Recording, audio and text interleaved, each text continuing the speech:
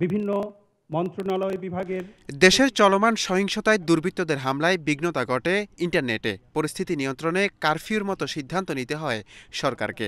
এতে বন্ধ হয়ে যায় দেশের সব ব্যবসায়ী প্রতিষ্ঠান। এ বিষয় নিয়ে প্রধানমন্ত্রীর সাথে মতবিনিময় সভা করে দেশের শীর্ষ ব্যবসায়ী নেতারা। সারা বিশ্বে যেমন একটা সংকট চলছে, এরকম একটা সংকটকালে আবারও এই ধরনের একটা সিচুয়েশন আমরা কিন্তু কখনোই আশা করিনি। এ সময় চলমান দেশের সহিংসতাকে তীব্র নিন্দা ও প্রতিবাদ জানান ব্যবসায়ীরা। যারা স্বাধীনতার চেতনার বিশ্বাস করে না, তারা কিন্তু সবসময় অ্যাক্টিভ ছিল এবং তারা আবার বড় একটা ষড়যন্ত্র করে এই কয়েকদিন যে ঘটনাগুলি ঘটেছে, আমাদের এটা এখন কিন্তু পরিষ্কার যে এটা কোটা আন্দোলন নাই, ছাত্ররা এখানে কোনো আন্দোলন করছে না। এই আন্দোলনটা কিন্তু আসলেই এমন বড় একটা ষড়যন্ত্র করা হয়েছে যে এটা সরকার পতন করার একটা আন্দোলন। মাননীয় প্রধানমন্ত্রী, আপনি আছেন, আমরা আছি। আপনি যতদিন আছে বাংলাদেশের ব্যবসায়ী সমাজ ততদিন আপনার পাশে আছে। আমরা মনে করি বঙ্গবন্ধুর কন্যায় বাংলাদেশের আশীর্বাদ।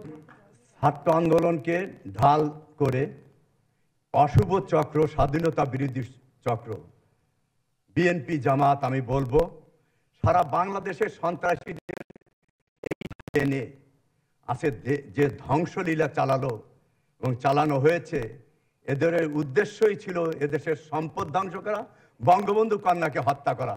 যারা দেশের এমন ক্ষয়ক্ষতি করেছে তাদের দ্রুত শাস্তির আওতায় আনার দাবি তোলে। এ ধরনের ঘটনা যেন আর না ঘটে সেদিকে সরকারকে লক্ষ্য রাখার আহ্বান জানান তারা। আমরা আজকে ক্ষমতায় আমাদের পূর্ণতলা থেকে ফেলে দেয়, আমরা প্রতিহত করি না, এটা তো ভালো কথা না। আজকে আমি যেখানে থাকি ওখানে আমাদের মিডিয়াগুলি ওইখানে 2বার 3বার হামলা হয়েছে। যারা আন্দোলন করছেন, আন্দোলন করে যাচ্ছেন, আজকে রাস্তাঘাট সমস্ত কিছু বন্ধ। এরকম একটা পরিস্থিতিতে যেভাবেই হোক, আমরা যেটা জানি আপনি ক্রাইসিস ম্যানেজমেন্টের মাস্টার কি, আপনি অতি সত্বর আমাদের এই সমস্ত এই জঞ্জাট মুক্ত করে আমাদেরকে ব্যবসায় ফিরিয়ে আনার ব্যবস্থা করবেন।